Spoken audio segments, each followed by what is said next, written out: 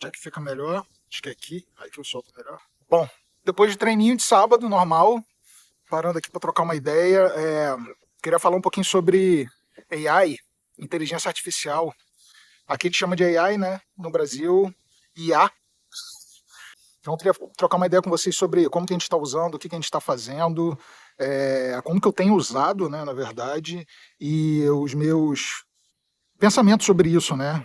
Assunto polêmico, principalmente na área de VFX, de computação gráfica. Muita gente ama, muita gente odeia. É, eu, particularmente, não amo nem odeio. Eu acho um lance funcional, mas ao mesmo tempo perigoso. Acho que é isso. Vamos lá. Vamos começar a desenvolver aí. Valeu. Bom, primeiro, assim, eu acho que para falar de IA, a gente tem que ter trabalhado com IA, né? Acho que essa é a primeira questão. A galera dá muita opinião sem entender minimamente como usar, de que forma usar, qual é a melhor forma de usar. Então, assim, eu posso afirmar tranquilamente que eu fui uma das primeiras pessoas a usar a inteligência artificial no Brasil. Falo isso porque eu venho usando já há muito tempo, desde que a galera não falava em AI, a galera mal entendia como que funcionava. E aí eu lembro que a primeira vez que eu usei efetivamente a inteligência artificial mesmo foi com o Runaway. Na época o Runaway era uma das poucas soluções comerciais que tinham o uso, né, de inteligência artificial.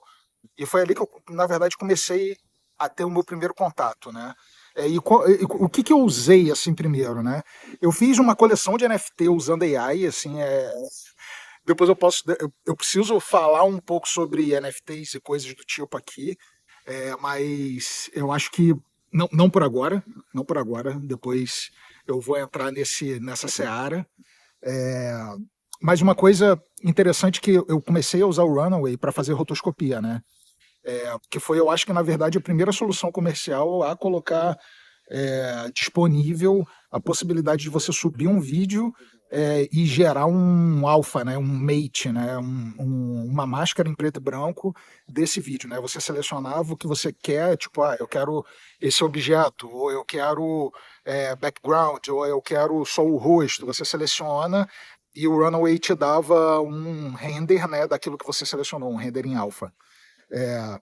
E eu lembro que, cara, assim, isso pra mim foi, tipo, fundamental, assim, em vários projetos que a gente tinha que fazer muita rotoscopia e, na verdade, os projetos foram salvos porque a gente tinha um runway e a gente conseguiu fazer alfa, né, fazer máscara de uma forma muito rápida. Então isso foi antes de tudo, né, antes de começarem a falar em ConfUI, antes de começarem a falar sobre soluções, né, soluções comerciais de AI. É, e depois de uns 2, 3 anos, assim, eu lembro que teve aquele boom do Midjourney. Um, e, e, na verdade, assim, eu acho que foi revolucionário ter o Midjourney dentro do Discord. É, eu lembro que eu estava na Light Farm na época, a gente usava muito assim para fazer concept, para fazer esse tipo de coisa.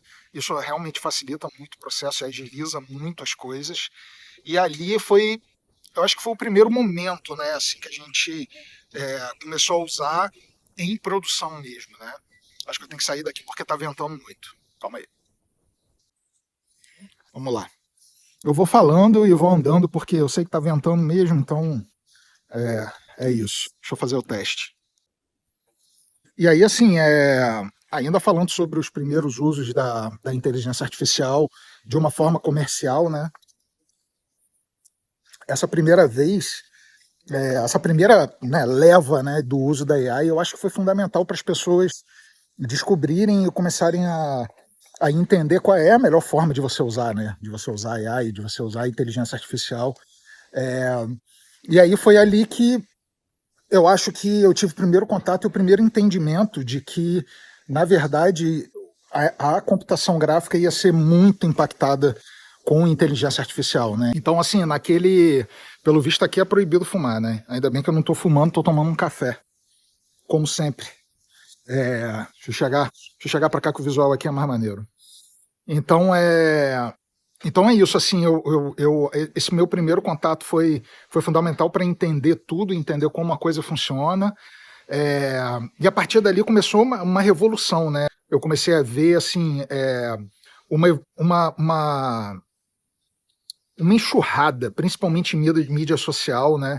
Uma enxurrada de AI sendo usada, uma enxurrada enfim, de gente testando coisas. Eu testei uma porrada de coisas, uma porrada de soluções, e enfim. É, até que a coisa começou a ficar mais consistente para vídeo, né? No início, você começar a promptar, né, fazer o prompt para vídeo não era tão fácil, né? O processo era você gerar uma imagem e aí a partir da imagem você gerar um vídeo, né? Então você tinha que na verdade fazer várias assinaturas, né? Você tinha que ter uma assinatura do Runway, uma assinatura do Midjourney, uma assinatura de sei lá o quê. Então tipo um custo absurdo, né? É, e eu senti que, na verdade, a AI era uma espécie de caça-níquel. Tem um cara ali atrás me olhando. A AI era uma espécie de caça-níquel, né? Era o que eu estava entendendo que estava sendo naquela época, né? Porque, porra, para você testar se o vídeo ficou bom, né? Você gerava uma imagem legal e aí jogava no Runway e aí promptava em cima. E aí você tinha que, sei lá, gerar 50, 100 vezes para você ver, ah, não, esse aqui está um pouco melhor. Então, assim, cara, é um caça-níquel, né? E quem te garante que aquilo ali não estava sendo, na verdade, não estava te gerando coisas ruins para você ficar gastando dinheiro e gastando token ali, né? Então, eu desconfio de tudo, assim, nesse ponto de vista eu desconfiei bastante assim, mas enfim, era um jeito da gente usar a AI, era um jeito que eu comecei ali a criar algumas coisas. Aqui no canal tem alguns vídeos, né, dos meus primeiros estudos, né, e assim, eu sempre usei a inteligência artificial alinhada e com algum tipo de composição junto. Então nunca foi uma coisa isolada, só inteligência artificial.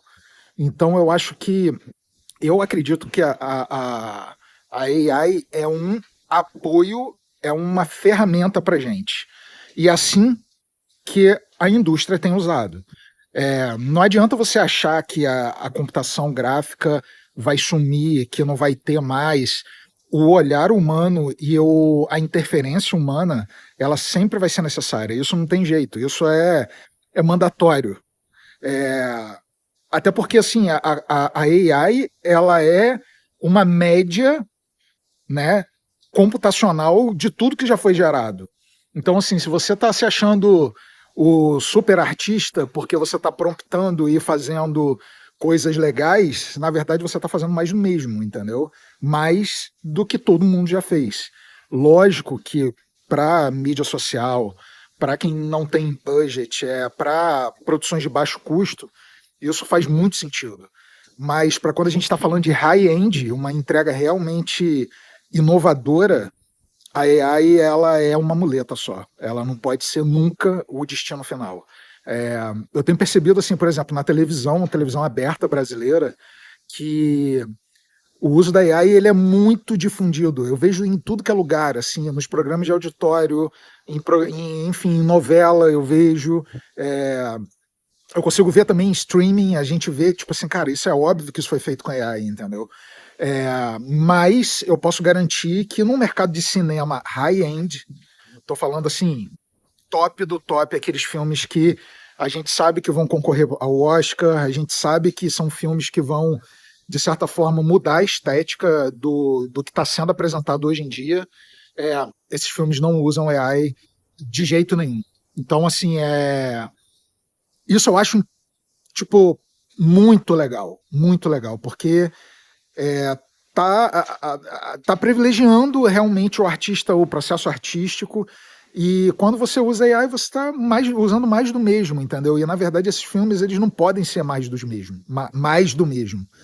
São esses filmes que ditam tendência, que ditam as regras, que ditam a estética do que vem por aí. Então, não vai ser a AI que vai ditar a estética. A AI pode até ditar uma estética que é a estética que a gente conhece normalmente, né? Que é a estética AI, que a gente olha e fala, ah, isso aí é AI. Então, Eu tive uma. Voltando um pouquinho assim, eu tive uma experiência de trabalhar com computação gráfica alinhado a AI. Então, era composição e inteligência artificial na TCL. TCL é uma empresa de televisores, né? Uma empresa gigantesca chinesa. E eles tinham um estúdio em Los Angeles que fazia basicamente algumas experimentações em AI, assim, bem no comecinho. Então eles juntavam composição com inteligência artificial. E era tipo era um grupo mesmo de P&D, né, de pesquisa e desenvolvimento. E a intenção ali era realmente pegar tudo que estava sendo produzido e colocado no mercado e testar, né, com o Nuke. Então eles faziam coisas como, por exemplo, gerar gravar no Chroma Key normal. Os caras gravavam uma cena, aí a gente recortava o chroma e colocava, por exemplo, ou no Midjourney um frame e gerava uma imagem. A gente estava começando a testar muita coisa no Conf UI. Então era, na verdade, uma pesquisa em desenvolvimento mais artística, né, de como a gente poderia usar AI, junto com composição, né, para cinema, especificamente. E aí a gente chegou a fazer alguns curtas e tal. Eu tenho vergonha dos curtas, assim. Eu tenho vergonha do resultado, porque o resultado não é maneiro. Mas eu aprendi muito, assim, sobre qual é o limite da inteligência artificial, até onde o negócio vai. E eu continuo achando que, assim, do ponto de vista artístico, ela desconecta muito, sabe, do que a gente está acostumado a ver. Então, quando o cara está fazendo uma publicidade, pode ser até ok, pode ser que até funcione. Mas quando a gente está naquele processo que é o processo mesmo de fazer um puta de um filme que você tem que conectar a emoção com quem está assistindo, aí ainda não está lá. Assim. E eu acho que ainda falta muito. Eu acho que ainda falta. Por mais que a imagem seja linda, maravilhosa, que todo mundo fique ali impressionado com a qualidade, eu acho que o desafio da computação gráfica ele ainda existe quando a gente fala de inteligência artificial, que é emocionar e conectar com o ser humano. Computação gráfica é isso. Não adianta quando você está vendo um filme que a computação não é boa, você desconecta na mesma hora. E inteligência artificial é a mesma coisa. Se você está vendo tá vendo um negócio que tem cara de AI, você vai desconectar, entendeu? Você não vai estar ali ligado no que está rolando, sabe? É a mesma coisa você vê um filme que tem cara de computação gráfica, você também desconecta, entendeu? A não ser que você esteja ali para ver um filme em CG mesmo, né?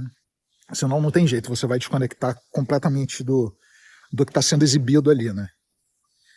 E aí, essa experiência na TCL foi isso, né? A gente fez alguns curtas com uma cara de computação gráfica, uma cara de AI que, cara, não ficou legal, entendeu? Não ficou. Mas valeu pela experiência. Eu acho que valeu muito pela questão de tentar entender até onde a coisa vai.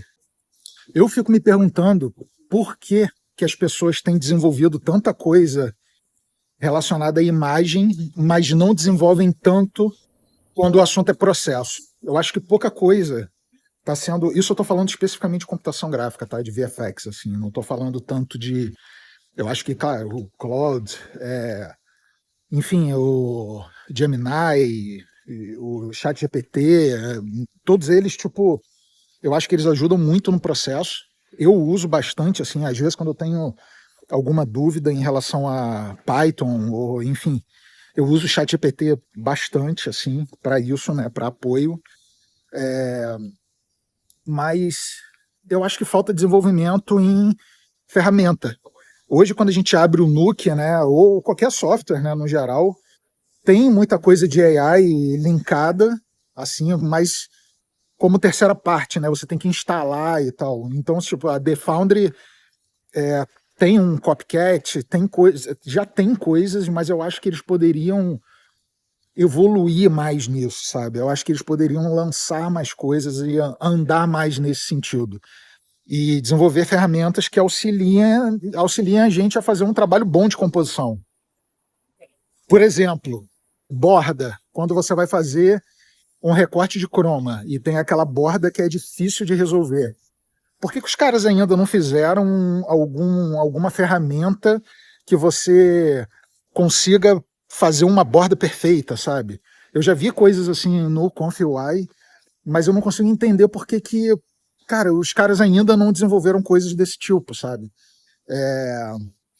Enfim, eu acho que é uma coisa que vem por aí ainda, é uma coisa que eu acho que ainda está no processo, mas é onde eu acho que tem que ir, né? Eu acho que é o caminho que tem que ser seguido, né? Então é isso, galera. Esse aqui foi um papo curto sobre inteligência artificial. Eu vou falar mais sobre isso, porque esse assunto eu acho que é um assunto que interessa a todo mundo, interessa muito a mim também. E é isso. Tô chegando em casa aqui, daqui a pouco a gente troca mais uma ideia sobre isso tudo aí, beleza? Valeu. Já ia esquecendo, dedo no like, curte, compartilha e vamos para a próxima. Valeu!